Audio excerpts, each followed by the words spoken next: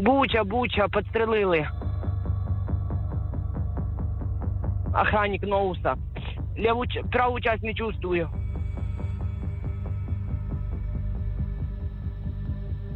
На жаль, під обстріли швидка не поїде.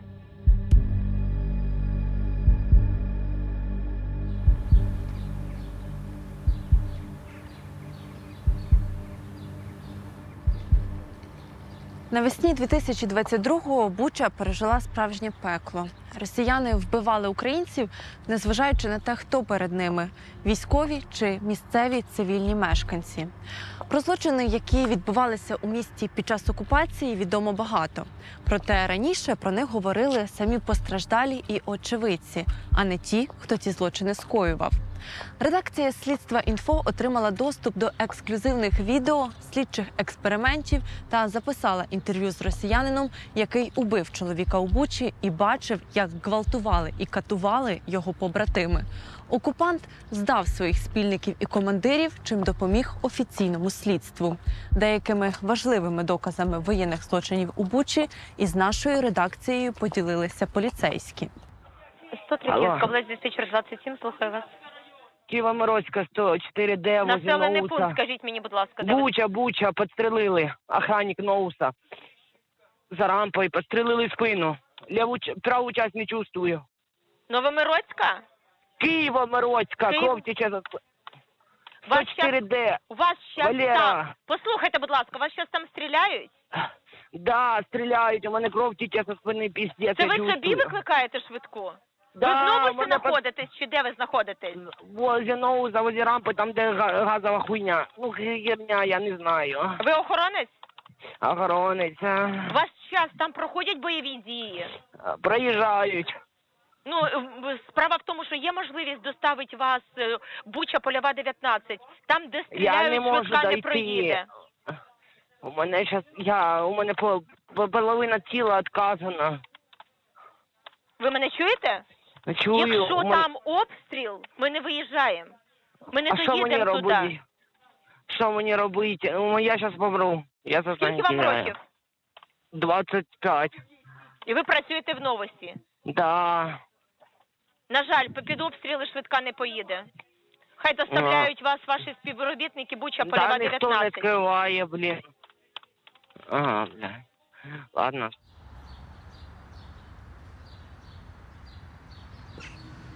Це голос 25-річного бучанця Валерія Колтунова, у якого поцілили російські військові у перші дні повномасштабного вторгнення. Він намагався викликати собі швидку, але швидкі під обстрілами не їздили. 27 февраля вы были одним из тех, кто стрелял в гражданского охранника Новуса. Вы это вспоминаете? Да. Можете рассказать, как это было, почему открыли огонь? За минуты 2-3 до этого по радиосвязи, по танковой связи поступил приказ: тех, кто в черном, те враги. Потому что до этого по нашей колонии вели огонь со всего, и некоторые технику уже подбили. И вот, когда увидели человека в черной одежде, начали по нему огонь. Угу. А были у вас ли мысли о том, что это может быть гражданский? Нет. Вам сказали, что он не выжил, да? Какие были ваши от этого эмоции? Никаких. А когда вы узнали, что это все-таки был гражданский? Тоже никаких. Нам вдалося поспілкуватися з російським військовим, причетним до вбивств та інших злочинів у Бучі. Зараз він у київському СІЗО, чекає на вирок. 6 февраля попал в плен, шел, получается, шел с точки выгрузки на позицию. И ваши, так сказать, перерезали дорогу мне. 9-я рота. Да. Фамилия, имя, отчество. Карташев Николай Евгеньевич. Какой месяц, год рождения? 13 мая 2002. Когда был призван? Не срочку или мобилизован? Мобилизован. 22 сентября. Когда в Украину попал? В конце ноября. А ты, получается, десантник, да, Псковский? Да. Вот пришел такой молодой парень, 21-летний Карташов, ко мне на допыт. Да. Это было в Кременном лесу. Я был куратором своего батальона. И во время выхода на эту позицию где-то чуть больше 1,5 отделения русских десантников вышли прям в упор на нашу группу разведки. Их быстро очень всех на месте положили. А Карташов был в самом конце группы, он упал на землю и лежал. И уже когда дошли до него, увидели, что он шевелится, его вообще перепутали с инструктором женщины. Да. Поэтому оставили, наверное, в живых. Да, а он попал такой там засаленный весь, в говне, в грязи, и такой печальный весь. Ты сам не был в Буче? Не был. Я Почему? не был в Буче. Я проходил воинскую службу, срочную воинскую службу. Срочников туда не брали. Потім, скажімо так, він появляється в наших стінах. Ну, на перше запитання, Бучі був, ні, не був. Ну, коли йому вже показали списки полка і телефони, якими він тут користувався, де він жив, в якому будинку ночував. Ну, все, я зрозумів, все, поняв. А що я не сказав? То я боявся, що мене там грохнуть на позиціях, коли я в полон попав, бо я був в Бучі. Я вам скажу, что парень грамотный и очень хорошо психологически подготовленный. Потому что давил на жалость, слезы пускал, плакал, что он маленький, что толком еще женщинами не знаком был. Ну, такой хорошо подготовленный десантник. В плане рассказов, да. Сколько времени вы прослужили по контракту перед тем, как уже попали в Беларусь? Полгода. Угу. А как в Беларусь попали, что сказали? Едем на учение. 23 февраля 2022 года было построение у вас. И что вам сказали? Ну, там поздравляли с 23 февраля. Потом там песни. И под конец сказали, там что-то вроде, если миром не решится, то мы пойдем на Киев. Ну, на Украину. Потом приехал КамАЗ, выдал нам оружие, ну, наше все. Мы начали сортировать боеприпасы по КамАЗам. Выдали всю амуницию. Ну, это у нас все было. –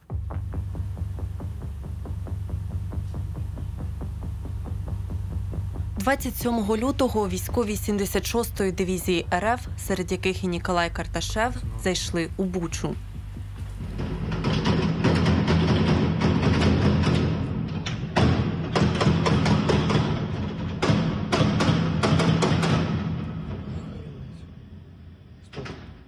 4 березня 2022 року. Дрон одного з українських підрозділів фіксує жахливі наслідки того, що трапилося з Бучею та Ірпенем всього через тиждень після приходу російських військ. Це ексклюзивні записи, які нашій редакції надали у поліції. На кадрах зафіксовані тіла цивільних, бойова техніка, сліди від пожеж, розтрощені житлові квартали. Дрон пролітає Яблунську, одну з вулиць, де після деокупації було виявлено десятки загиблих цивільних. Тут російські військові формують колону з 12 бойових машин. Тут же на Яблунській палає автівка одного з місцевих жителів. Усередині бойових машин військові 76-ї десантно-штурмової дивізії РФ з міста Псков.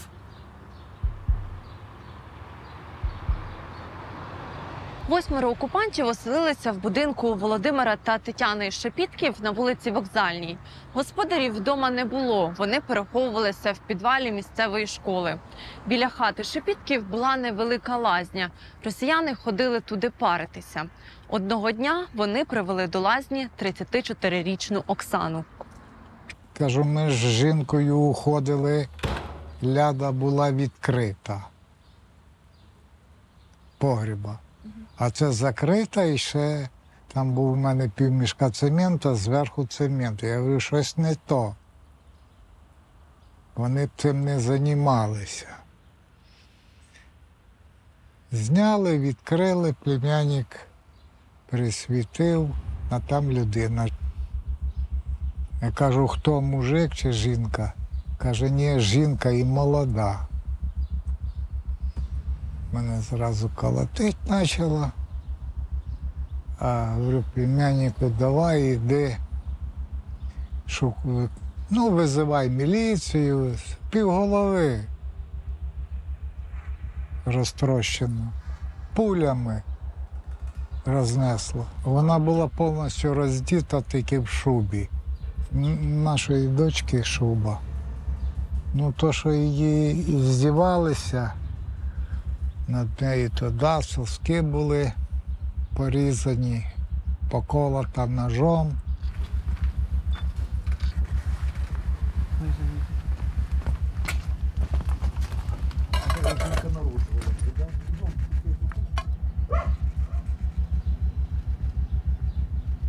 Ніколай Карташев був того дня у лазні і добре знає, що відбулося з Оксаною.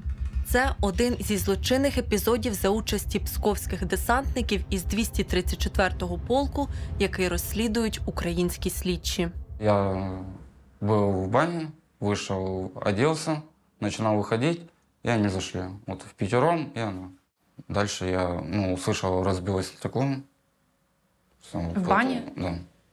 И мы я... Это было и- окно? Да. Они без оружия были, когда заходили в баню? Или у Только кого-то один, было? у одного был, у Монахова. Саме Дениса Монахова, який зайшов у лазню з автоматом Калашникова, наразі підозрюють у вбивстві жінки. 27-річний Монахов живий і може далі воювати проти України. Когда они пришли, они пошли СОБу говорить, старшему офицеру батареи. Старший офицер батареи, лейтенант Цветков, командир первого взвода. И что, к нему Подошли Монахов и Шаповалов. Что-то сказали, походу, то, что убили. И дальше я не слышал. Может, что-то... он кричал на них. Я уже не помню, что он он точно... их ругал за то, что они сделали? Да. Пусть будет так. Как он может. А как он больше он ничего им не сделал. Просто, может, накричал и все, и забылось это. Никто это больше ничего не упоминал. Вот на протяжении до выхода я больше об этой ситуации не слышал. Коли псковські десантники увійшли до Бучі, частина з них розмістилася у місцевому садочку «Яблунька». Вони проламали паркан та поставили бойову техніку просто у дворі дитсадка. Самі розмістились на другому поверсі дошкільного закладу. Тоді у підвалі будівлі від обстрілів ховалися близько 300 місцевих, серед яких було багато дітей. Тримаємося за поручень, один за одним спускаємося. Йдемо, укриття, йдемо, проходимо.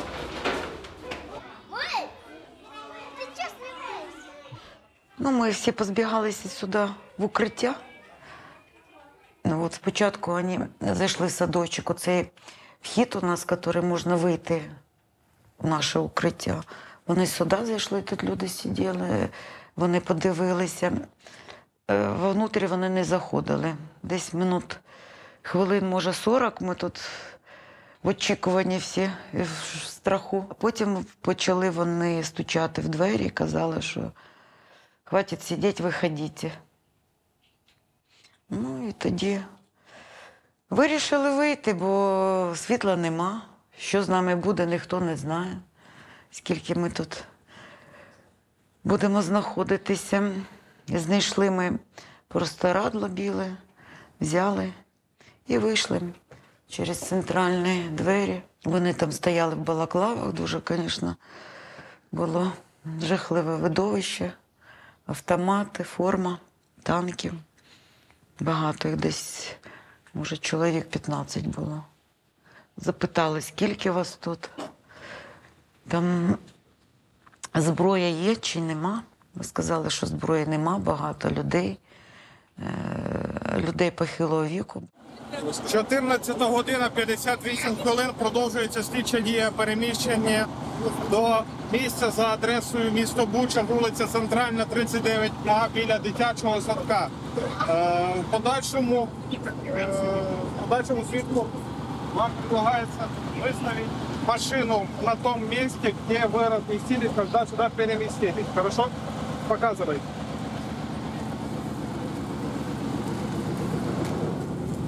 Так, объясни ему, как надо развернуть машину. Носом на дом. Носом на дом сюда, да? Да. Мы его там поставим. Там можно быть? Да.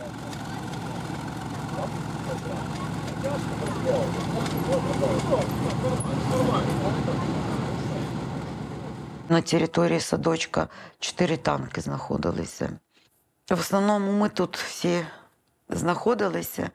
Але було чутно, що ці танки кудись виїжджали, заїжджали. Коли ми там виходили подихати повітрям, то під'їжджали до садочка вже машини такі грузові. Вони щось загружали, вигружали. Напевно, якісь боєприпаси, щось. Да, напевно. Вам заборонили підійматися на другий поверх, там, де вони розмістилися? Да, вони там по групам, уже потім, коли я вернулася, то побачила, що вони там знаходилися, бо одяг їх знаходили. От. Ці кадри з безпілотника, які отримало слідство «Інфо», доводять, що у перші дні вторгнення в Бучі росіяни розташували військову техніку прямо на території дитячого садочка. Це самохідні артилерійські установки «Нона», що стоять біля будівлі. Їхній підрозділ саме безпосередньо займався обстрілами з такої військової техніки «Нона». Це, скажімо так, як гармата, але на гусеницях. Яка далекобійна, скажімо так, це не міномет, це серйозна техніка, яка може і прямою наводкою стріляти по цілям, або ж як міномет на далекі дистанції. А понимали ли вы в тот момент, что вы используете гражданских как живой щит? И что ВСУ не могут стрелять вам в ответ, пока там есть такое количество гражданских? Все равно стреляли. И сколько дней вы там находились? Ну, возле садика 2 дня, потом чуть дальше проехали, метров на 100. А вы знали, что в этот момент там в детсаде находится большое количество гражданских в подвале? Вы их видели? Да, они выходили на улицу. Блокадний Ленінград, знаєте, фільми нагадав, коли отут ми готували їжу, тут в углу ми ставили цю велику кастрюлю, і люди, хто з чашкою, хто з місочкою, стояли отут по всьому укриттю, отак, знаєте, в черзі. Це ж жутка була картина. Поки у підвалі садочка ховалися дорослі та діти, на поверхах вище росіяни допитували місцевих. Декого після допитів вбивали. Вони нам дозволили поховати цих осіб, які були розстріляні. От на цьому місці ми поховали. Вказані особи були викопані. На вигляд ці 2 особи чоловічої статі. Про вказаних осіб будь-яких документів немає. Их, получается, допрашивали разведчики. Ну, их было, примерно человек 9. Что это за люди были? Не могу сказать. Они стояли в беседке с завязанными руками и с лицом вот в беседку. Гражданские мужчины? Да. Их по одному, по 2 уводили в садик. Там допрашивали, я так думаю. Потому что я видел потом, как их выводили. Некоторые в подвал уходили, некоторые домой. И вот 2 увели туда, за садик к гаражам. Так, что было дальше? Убили их, и все. Ну, Шаповалов и кто с ним там был. Вы знаете, за что их убили? Нет, я не спрашивал. А почему не спрашивали? Ну, зачем мне это? Лишняя информация. Я вообще почти ничего не спрашивал, то, что происходит у них там. Это, тем более, не мой взвод даже. Это 2-й взвод. 2 місцевих чоловіків, 37-річного Василя Горлатого та 40-річного Юрія Єрмолаєва, росіяни розстріляли неподалік від дитсадка. В Юрія Єрмолаєва залишилися 2 доньки, а у Василя Горлатого – брат і сестра. За словами Ніколая Карташева, обох чоловіків убив заступник командира 2-го взводу 234-го полку сержант Євгеній Шаповалов. Но у вас было понимание, что гражданские – это защищенное население? Его нельзя убивать, пытать? Значит, ему оружие нельзя брать в руки, да? Ну, вы думали, что вы идете воевать против гражданского населения? Ну а что, ваши ушли в Киев, ваши войска, сбежали. Значит, нужно воевать с гражданскими. Ну, а гражданские берут оружие и стреляют по нам. Так, и может что, мне быть, на него они смотреть, вам не пока он мне рады? пулю в башку пустит? Так, может быть, это значит, что вам здесь не рады? Что это мне другая как- страна? Ну, а мне какое это? Но вы вторглись в чужую страну. В каком смысле, какое вам дело? Вы же не у себя дома. То есть вы в какой-то мере осознавали то, что вы сейчас воюете против гражданских, не против армии, потому что армии там не было, как вы говорите. Ну, да. Но это я понял уже потом, попозже чуть. Может, через недели-две, как в Киев зашли. Ну, вот в Бучу зашли. З установок НОНа російські військові щодня обстрілюють сусідній Ірпінь. Ніколай Карташев – один із навідників цієї машини. На вулицях Ірпеня дрон також фіксує російську бойову техніку. У місті здіймається дим від влучань. У одній із ірпінських новобудов на 15-му поверсі на той час мешкає родина Ярових, яка переїхала з Донецька у 2014-му. І ми тоді продали машину і купили квартиру оцю в Ірпені. Нам дуже подобався Слав'янськ Донецької області, і він нам чимось це нагадував. Ми проснулися від звуку вибухів, бомбили Гостомель, а в мене з вікна видно ангар Гостомеля. І ми бачили, як російські вертольоти, як мурахи над лісом один за одним летять. І ми їх рахували більше 30 штук і збилися з рахунку. І ми бачили воздушні ці бої, коли літали самольоти над нашим домом. Було дуже страшно. У нас вже була тоді маленька дитина, і ми вирішили, що ми на паркінгу будемо, що це війна вже не така, як в Донецьку. 14 година 12 хвилин здійснено переміщення за адресою місто Буча, вулиця Яблонська, 114. Продовжується слідча дія, слідчий експеримент. Скажіть, коли ви сюди приїхали і з якого покою ви прибували? 4 марта 22 года, по 5 марта. Отсюда вы уже совершали выстрел? Сколько выстрелов вы сделали? Каждое орудие по 24.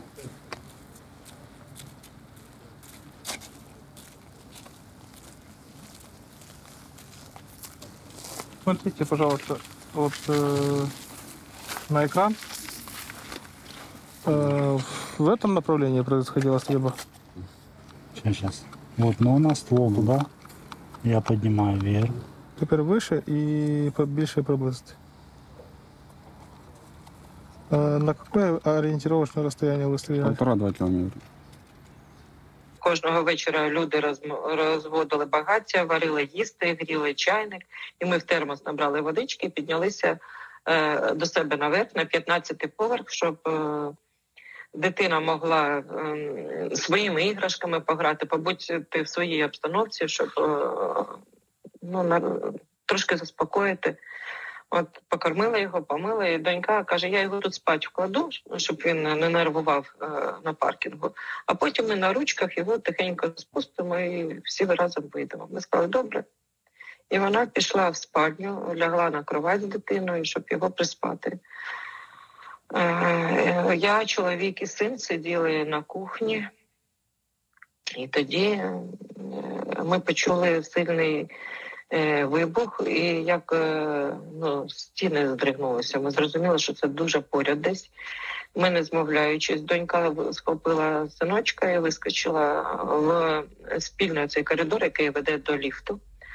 І я бігла наступною, а за мною були син і чоловік. Донька вискочила, я за нею, а далі я вже пам'ятаю себе, що я як на підлозі, і що все кругом, воно і було темно, але ми йшли з дітьми. А то кромішна тьма і запах, я вам не можу передати, це щось техногенне якесь, я не знаю. Вот из-за таких обстрелов очень пострадал Ирпень, где была разрушена почти вся жилая застройка, и там погибло много гражданских из-за этого.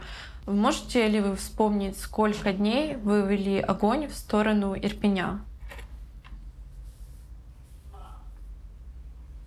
25 дней. Каждый день? Да. Поскольку Почему? это могло быть выстрелов? По-разному. Вот, если брать все орудия, от 100 до 400 где-то так. Угу. Даже больше. Там по-разному. Даже больше это, какая граничная могла быть цифра? Ну, каждое орудие могло в день по 60-70 снарядов. У нас было 5 орудий. 5 орудий Да. по 70 снарядов. Да. А вы понимали, что там жилая застройка, люди? Нет.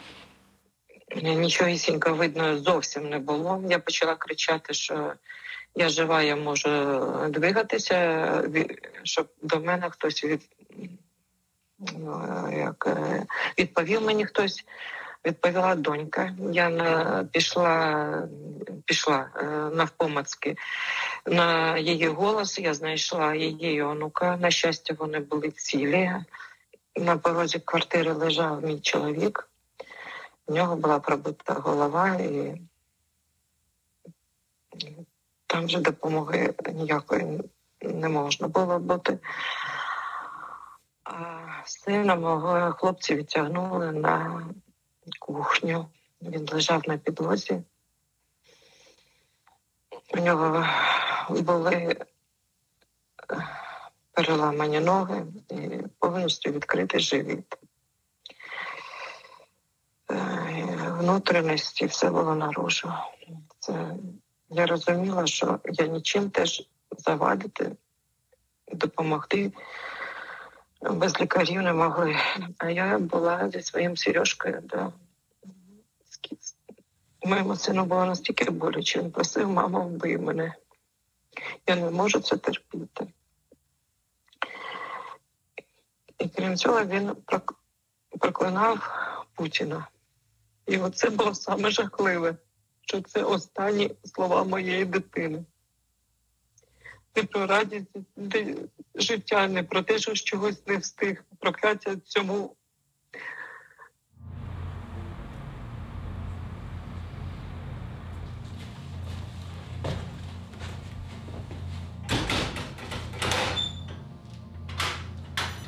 Ніколай Карташев уже 1,5 року в українському СІЗО. Згадує та розповідає слідчим деталі воєнних злочинів у Бучі. За вбивство охоронця Новуса йому загрожує 12 років тюрми, але він сподівається бути обміняним і повернутися до Росії. Я с каждым годом, как тут сижу, у меня только больше злости. И к Украине, и к России. И все. А почему к России? С обменами то, что вот уезжают, которые подсидят неделю, 2, месяц, 2, максимум там год. А тут сидишь из-за какого-то суда и не можешь уехать. А к Украине почему? Просто. То, что судят долго.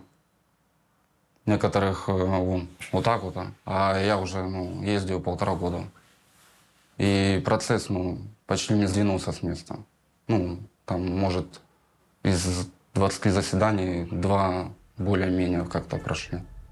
Ніколай Карташев каже, що стріляти в людей у чорному, зокрема в охоронця, йому наказав старший офіцер Вадим Цвєтков. Крім самого Карташева, цю вказівку також виконали Денис Монахов, Артем Деркач, Дмитрій Антоніков та Руслан Горшков. 2 останніх, а також офіцер Цвєтков, вже загинули в Україні. Пока вы были дома, вы видели какие-то новости с Украины, фото с Бучи, что там случилось? Потому что российские федеральные каналы, они говорят, что Буча — это фейк. Как я считаю, наполовину. Можете объяснить? Я смотрел видосы, где, например, проезжает машина, лежат справа трупы от машины и снимают на телефон. Потом видно, как в стекло заднего вида поднимается мешок. Но вы же и на собственные глаза видели тела убитых гражданских. Видел, может, от силы 8-9. А що ж ти в Бучі таке смутило, це ж фейк.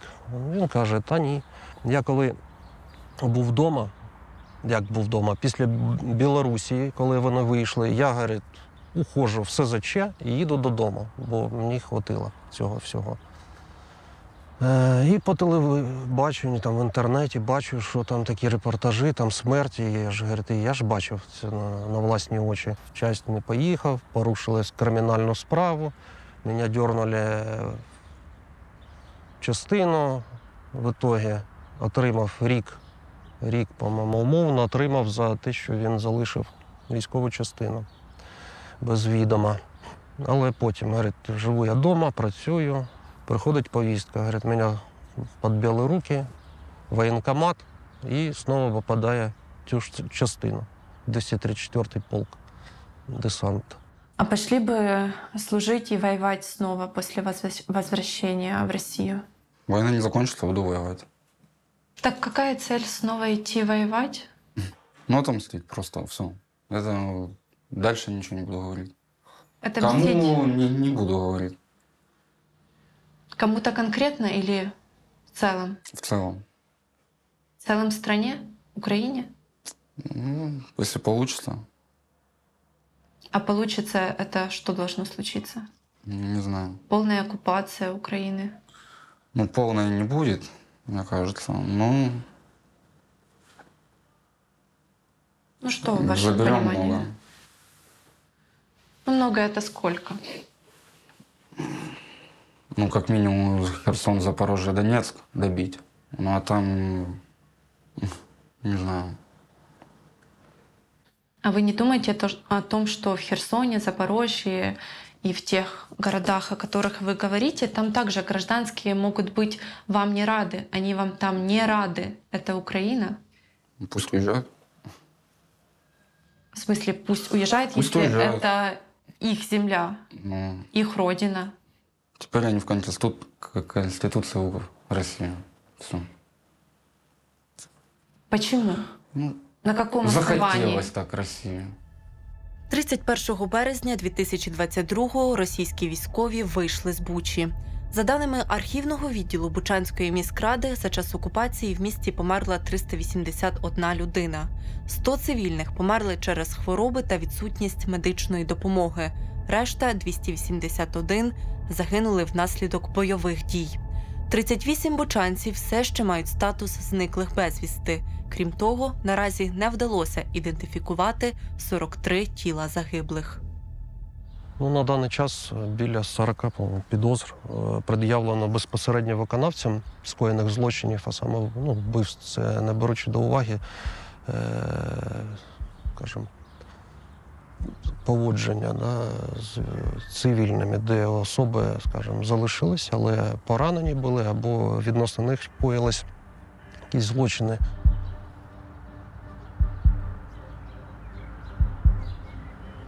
Як бачимо, з першого дня вторгнення росіянам було все одно кого вбивати – військових чи мирних жителів.